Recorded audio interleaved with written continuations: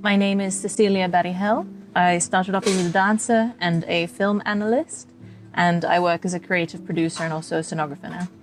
My name is Elsa van der Linden, and I'm an interdisciplinary maker with a background in music and scenography. My focus point is always listening as a starting point. My name is Aina. I am working on a project called Submarine in the Kunstkade. So we are a collective of 3 makers. Ellipsis is the name of me, Elsa, and Aina. So the 3 of us, punch. We really want to make something that invites the audience to imagine new realities. We give them literally a new lens because they are going to look through a periscope. So a periscope is a pipe you can look through from under the water to above the surface. We have something with our collective with the underwater environment. We also call it sometimes the sunken city. So we imagine in maybe many years the whole world we're living in is covered by sand or by water, and then that there's one element still there that you can look through and see how all the tops of the buildings are still there, but from underneath it's not really visible anymore. So the submarine is essentially an instrument for looking. So it's a periscope. There's a mirror in here and then all the way up at the top.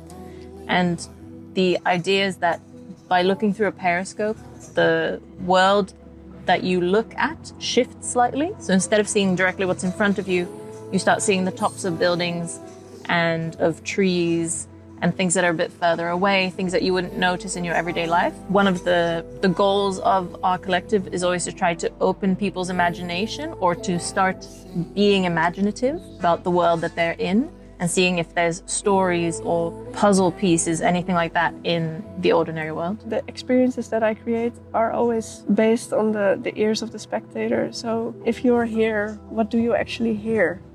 I wanted to add something very subtle that triggers a little bit the imagination. So I added a little chime made out of rough metal, and people can pull it and it can also blow in the wind, and then you hear a very subtle sound that brings you in this maybe dreaming or maybe imaginative world.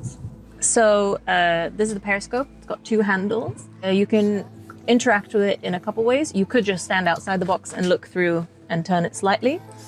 We've also built this bench here. So if you want to look 360, you can because it's on wheels. The funniest thing is that while you work on it, you just keep redesigning it in a way. So the box was supposed to be completely red, but now we thought, but maybe we could already introduce the landscape in it.